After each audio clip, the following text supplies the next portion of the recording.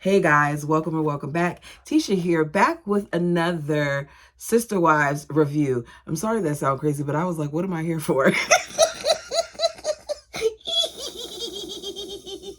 I have the computer right in my hands and I'm like, okay, what am I doing? Am I reading? Am I doing?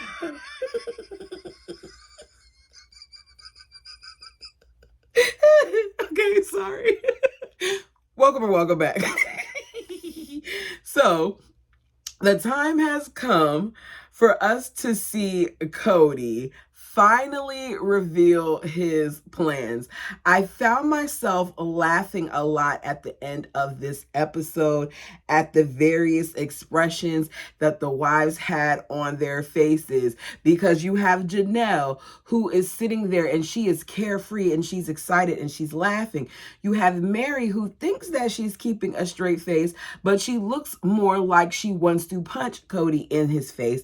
And you have Robin who's not even paying attention to this thing, and when she is, she looks like she's confused, so she just decides to go off while her wonderful husband is presenting and feed her child. And then there's Christine, who looks like her world has come to an end, while she sits there and tries to put on a smile because she knows that Cody is paying attention to their expressions. And she realizes in this very moment that she has been set up. So we begin this episode back in Vegas, where Janelle is in the cul-de-sac attempting to have another open house. She comes every other week to try to get these houses sold. And by these houses, I mean two.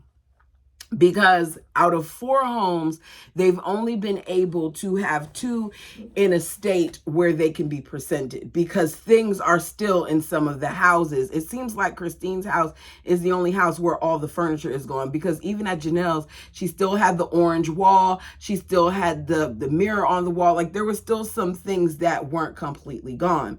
Janelle wanted to be the listing agent for the family, because that way the commission would stay in the family. Even though it would go to her, it would remain in the family instead of them paying it out to another person.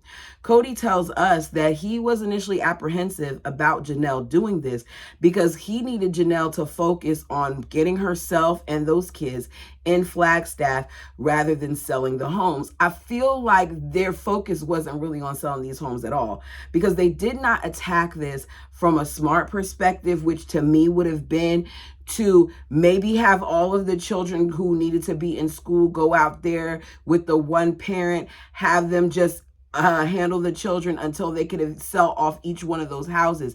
Yes, it would have made for some, rough times because moms might have been away from their kids. But if you were so desperate to get those kids out there, then you might have should have attacked this a little bit differently. He says that Janelle really hasn't been available to the people that want to see the home, because Janelle has her foot into places because she's into communities.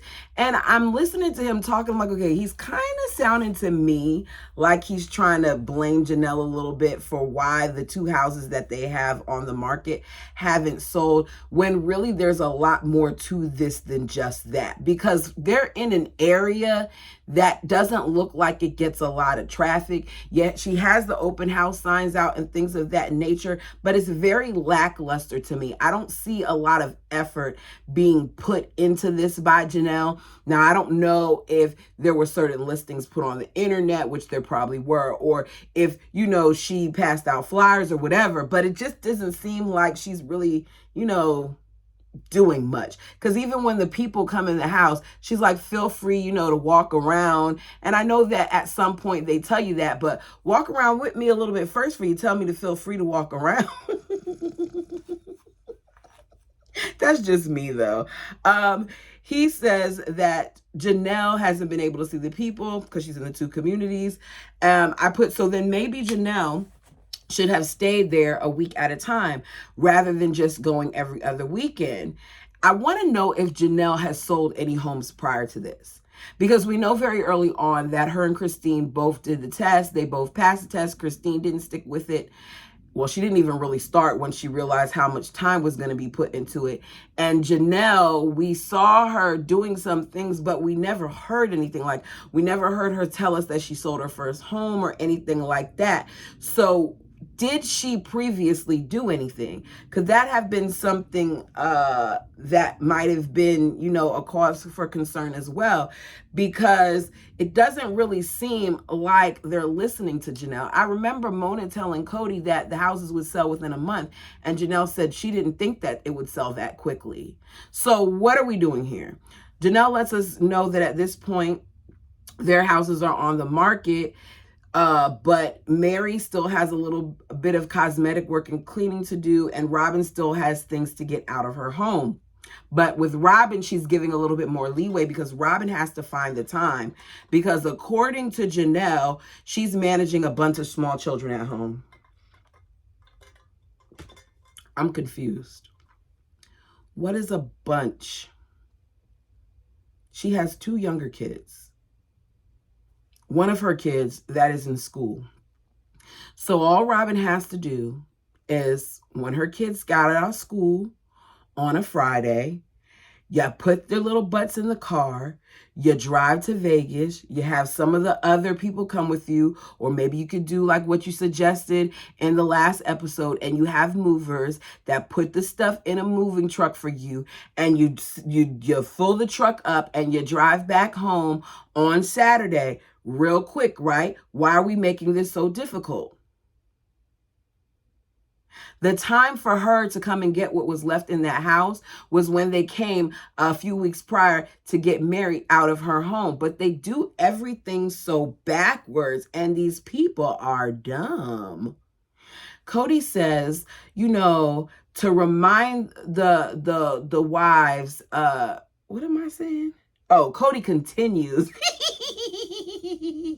I'm like, where did I write? Cody continues to remind the wives that, the houses need to get on the market, that every month that they go unsold is another month that they're closer to financial ruin, that if they don't get these houses sold, then this is going to, cause problems, and they're not going to have enough money by the time they're ready to put the money down on Coyote Pass to make down payments for their homes. You didn't have the money when you bought the property. TLC has already cut your budget. Other than Mary, at this point, who's receiving a substantially large amount of income from their business? I'm just wondering, because you all don't even have the infrastructure out there. That was part of the way that you were able to talk the people down for this property that at this point serves no purpose unless you want to go swimming in the dirty pond. There is nothing out there. Robin says, a monogamous family would look at their situation and wonder how they are not freaking out, every day. People look at them and wonder how that them as a plural family isn't freaking out every day. But she just feels like plural families are survivors. What does that have to do with anything? Because in one sentence you say that people wonder how y'all aren't freaking out every day. But you then tell us immediately following that it can be stressful and it can be hard. And Cody adds it's a lot of emotional turmoil, and it's caused loss of sleep. And it also has caused us to lose a lot of money. You're freaking out. Maybe I'm hearing it incorrectly. Y'all let me know in the comments. Am I hearing things wrong? If I am, it's okay. Feel free to correct me. But it just seems like you're contradicting yourself. If you're not freaking out, then you're not freaking out. But you are freaking out. You're just internalizing it. I would be freaking out. I started freaking out a couple months ago when we found out that our job is going to be merging with another company. And as a result, benefits and vacation time and all these other things that I once have are now going to be significantly lowered. That for the month of July, I'm going to be paid for 7 days because of the way this new period works out. So I had to start saying, okay, let me put money to the side here. Let me do this here. Let me do this here to make sure that I'm good. that I can continue to move like how I would normally move, and that my son is good and all these other things. It's natural, whether you're monogamous or not, to freak out. She sounds crazy. Let me calm down. I just realized how loud I am. Sorry, y'all. I don't mean to scream at y'all. We're family. I apologize. Despite Janelle's best efforts, the homes aren't selling. We see people tour the homes, while Christine says her home at this point has been on the market for 3 months, and she thought that it would be gone already. And she doesn't understand why it's not. The reason why Christine thought it would be gone already is because Mona and Cody told her that it would sell, but they didn't really sell these homes at a good time. And Christine and the others listened to that fool despite him not being successful in anything prior to this. And I mean it. He hasn't been successful in everything. Everything that man has been on the back of his wives. He even said it in the book. Like, Janelle was the one who got him various jobs, and they moved into Janelle's home, and Janelle was the one who went into her savings and her retirement in order to fund the move to Vegas. Janelle did a lot of things. Yes, TLC has helped them since, but I'm just saying, prior to all of this, he was on the backs of his wives. Cody lets us know, that, oh, wait. Y'all, I'm sorry. Janelle wants to sell before the holiday. The bald eagle tells us that he just wants to know why it's not selling, and that he feels like, people think that they're doing something when they survive a remodel of a home, but try and survive, working as a family on a business venture. I don't understand why he's talking about this. I halfway feel like he's getting annoyed with Janelle, and he's blaming her for why these homes aren't selling. And I'm not saying that she may not have something to do with it, but it's a lot easier for him to pass it on to someone else than to take blame and to realize that he's the one who caused these women to decide to move in the first place, him and his bird. So we're back in Flagstaff. It's the week before Christmas, and everyone is getting ready for the arrival of the older kids. Christine heads to this place that can do embroidery to pick up one of Cody's gifts. She bought a set of 4 pillowcases that she has embroidered, and it says, "Home is where your wives are." Because at this point, even though they've moved to where he wants to be, Cody keeps saying that he does not know where home is. She says in the past, she was scared of, monogamous people, but since coming out, she feels differently. She says they were taught that, monogamous people were dangerous and that we wanted to separate them and all these type of things, but she's realizing that people were wrong. She's fighting, to be more open about who she is, and she's finding it to be a lot easier. And she says that despite what Mary went through with her first rental, that she's encountered a lot of open-minded people in Flagstaff. And the person who did the work says, there is a lot of open-minded people in Flagstaff. I personally don't know if that's true, but she says so. So if that's what, a local says, then that's what it is. Christine says that she loves Flagstaff and she just hopes that they could get out on the property soon. I wondered at what point she stopped loving it. I wonder if it was after Cody made his announcement, because she couldn't get out of Flagstaff fast enough once she decided that she was going to leave Cody. We find out that Gwen has been struggling, that she hasn't made many friends. Isabel is talking about how, when Gwen comes home from school, all she does is go to her room and do her homework. Sounds a lot like what we're hearing about Gabe and what Gabe went through. Mary arrives with her mom in tow because she's there for the holidays, and we see how excited the girls are as they greet her. So you see Isabel, Gwen, and Truly hugging her. You hear them say, "Hey, Grandma."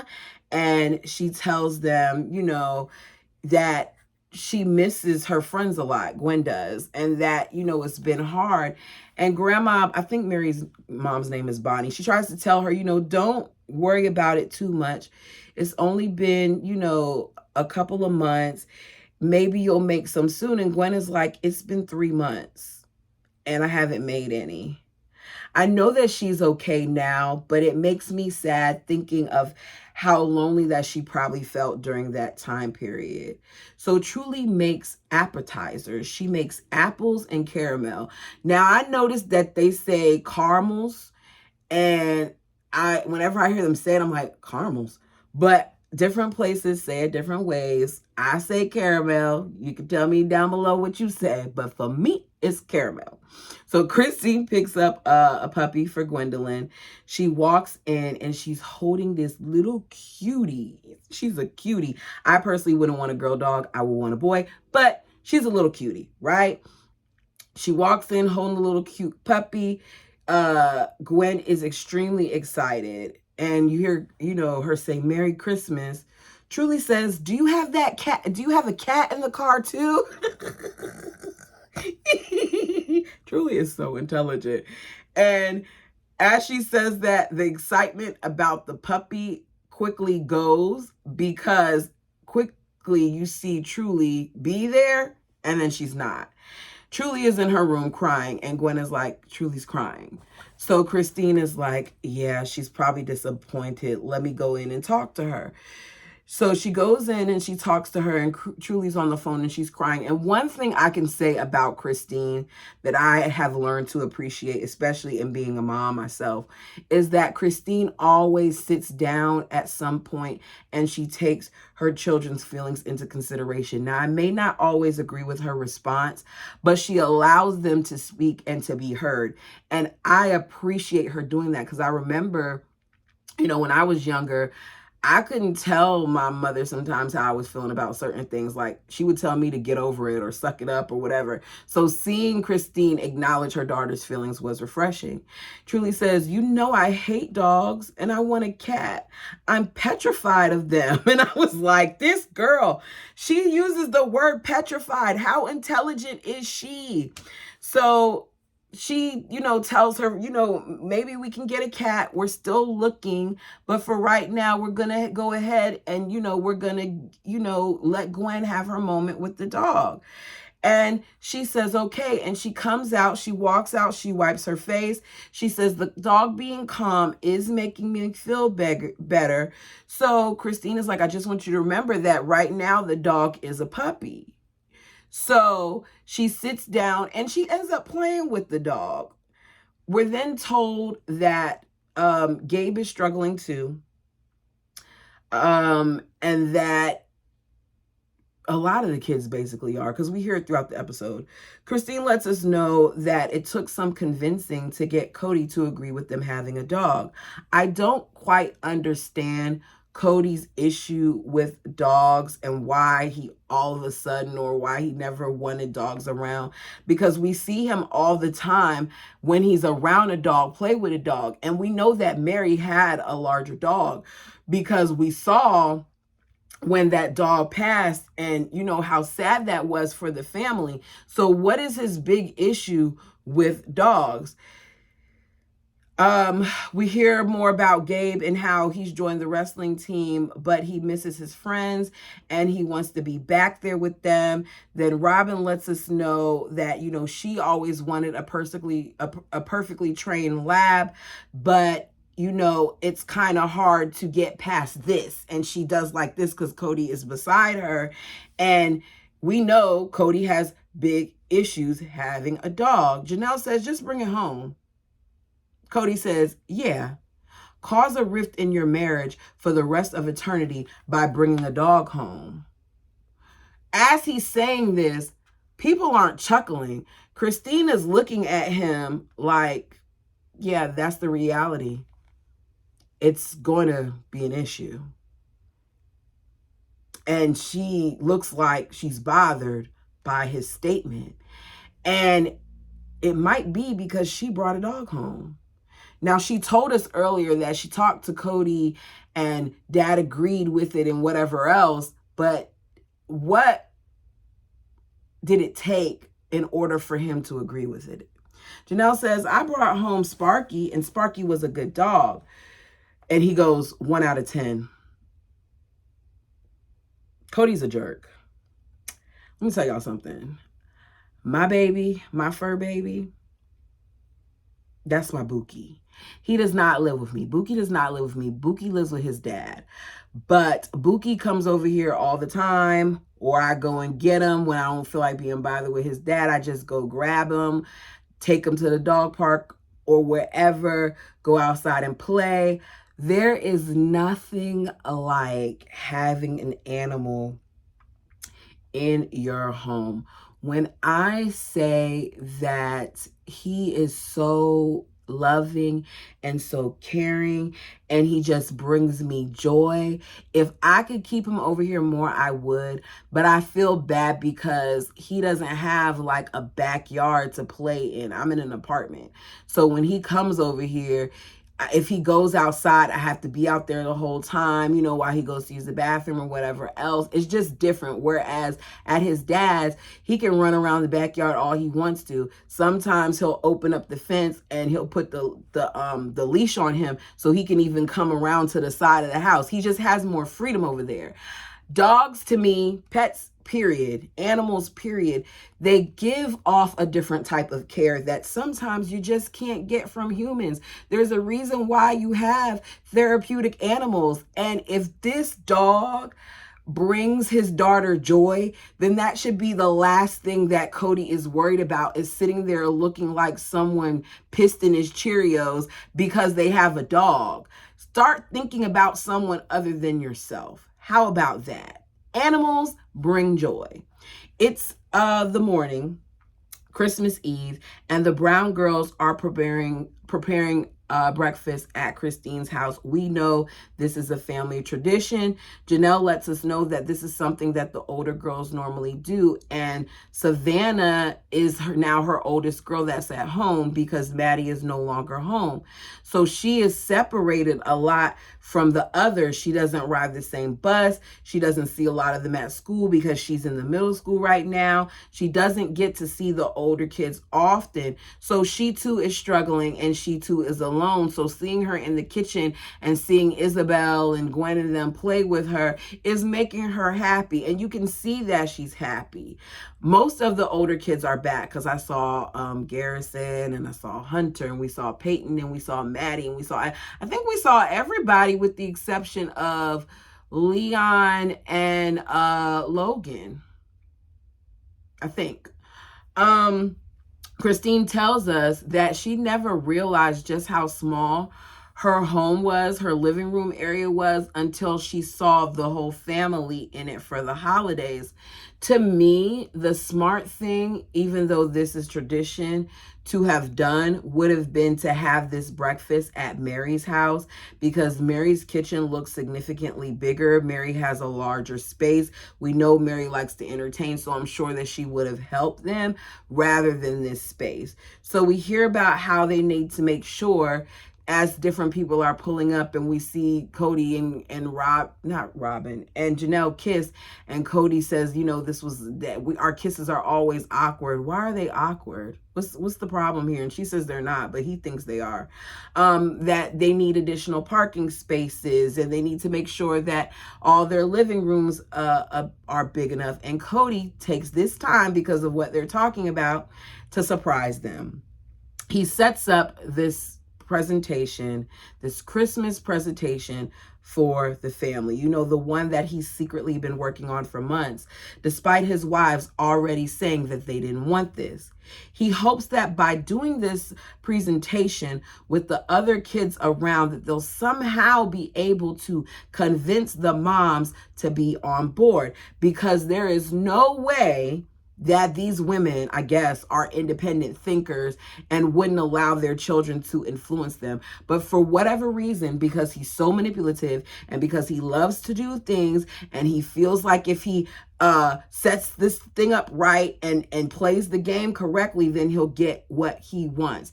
His feeling matters more than the feelings of others. So Cody has all the family gather in the living room as they all sit, and he's standing there looking weird and acting weird. as he's getting ready to present this thing. So everybody knows, based on how he's acting, that this is about to be some mess. He's about to drop a bomb that they don't want to deal with, because Cody always gets antsy whenever he's going to present some type of idea that just is out of this world. So we first get the shot on the TV screen of the inside of a living room. Beautiful living room. Cody says, "This is my house." The kids are confused because he said my house, not our house, but my house. And he's saying my house this and my house that. So someone says, "Are you moving out?" There's a bunch of talking going on. There's a bunch of questions being asked. And Christine, who knows at this point that this is a bunch of baloney, that this is a bunch of foolishness, is like, "Hey, you guys got to be quiet. You know, it's rude to be doing all this talking." She is instantly annoyed. You see the redness in her. You see the concern on her face. She isn't happy. Robin lets us know that she's doing what she does best at this point. Now, she doesn't say this is what she does best, but in my opinion, this is what Robin does best, because she tells us that she's looking around at the sister wives to see if there's any other people that are aware of this situation, because apparently she's supposed to be in the know and she wasn't in the know. But I wonder, y'all tell me, do you think Robin knew about this? Because part of me feels like he actually did kind of catch her off guard with this, but I'm not sure. You guys tell me what you think down below. So Christine says, "Holy cow, he is really trying to move us in to one house." So he's standing there and he's all smiles. He's smiling hard. And he's thinking that he's about to get a bunch of, "Oh, really? Ooh, that's nice, Dad." But that's not what he gets. The kids, to me, don't really seem that impressed, and neither do the wives. So Christine says, "I want to hold on to being a mom. I like who I am. I feel like I'm better when we are separate in different homes." Maybe his other wives want to talk about this, but as I see him standing there giving this presentation, I don't want to talk about it. I want him to move on. As I said before, Cody is selfish because he knew this, but it was all about him. Christine says, "I'm frustrated because I've told him so many times that I don't want to live in one house. I thought that this was supposed to be a done deal already, that we talked about it and that we've moved past this, but we haven't." So the older kids are sitting there. Some of them, like Hunter, Caleb, Maddie, they try to look interested, while others like Garrison, I'm trying to think of who else's face, Aspen, they don't look as impressed. But it doesn't, really matter what the older kids feel or think, because they're not going to be living there. They're just going to be visiting. As Cody does his presentation, he's telling us that he's worried that his family will have a prejudice towards this big ideal. These are the same These are the same women who struggle to get together for lunch. Do you really think that they were prepared to handle being together in this home, having this living situation at this point, when we saw the awkwardness of them just being at lunch together? Robin is looking because she finally left Ariella for a couple minutes to look. And she's like, "That's a lot of white, a lot of white walls, a lot of white furniture. It's going to be ruined in 1 week." I know she's not this dumb to think that this is an actual house. This is a model of a home. Cody doesn't even know what furniture he's going to be putting in there. But rather than going back and forth with her, he says, "I like white." He continues to talk about how, it's a 10-car parking garage and it has this and has that and all these other things. And Mary says, "A 10-car parking garage? That's going to be a traffic jam." And it is, because I feel like Cody by himself has like 4 or 5 cars. So how is this supposed to house your cars? None of it makes sense. So Mary's like, "I'm going to try to keep my opinions to myself right now." even though she raised her hand to ask a question, but he said it wasn't time for questions. Christine says, Cody is not ready to hear any opinions on this yet because he doesn't want it to be ripped to shreds. Robin is looking at it and she's like, Christine didn't even want to stay with us when we first moved to Flagstaff, when we were getting our houses ready. And she didn't. She said it multiple times, which means they even know that this isn't something that Christine wants. Christine says, if everyone else is for this and I'm against it, then I'm just going to make sure that I speak louder as to me being against it. We've done a lot of living arrangements, and the best one was the cul-de-sac. And my thing is, if the cul-de-sac was the best living arrangement that you all have had, why would you agree to uprooting yourselves and moving somewhere else? You should have stayed firm in staying there in Vegas, but you didn't because you thought that by moving here, you could start fresh with Cody the same way that Mary did. She says, I don't want to talk about this to death. I want to say no, and I just want to be done with it. But we know that Cody doesn't know the word no. Janelle says, you know, the one home has always appealed to me a lot. I've always loved it. And looking at this, I'm on board with this. Savannah then says, would this house be the size of the one in Lehigh? And Cody says, well, the one in Lehigh was about 5,000 square feet. And as I heard him say this, I said, okay, so Robin's current rental is bigger than the house that they had 4 families living in Utah. I think that these families got extremely excited because for the first time they had a large amount of money, something that they never experienced before. And I think that they messed themselves up by purchasing all those homes and making them so massive. I think that some of that money that they put into the homes that they knew that they weren't going to stay into should have just stayed into their individual pots or the family pot, however they work it out. So the new house is 13,000 square feet.